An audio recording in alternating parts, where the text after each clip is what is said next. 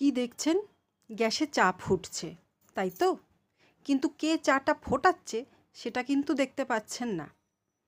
পছন্দের অদলবদল হতেই পারে, কিন্তু ভালোবাসার অদলবদল কখনো হয় না।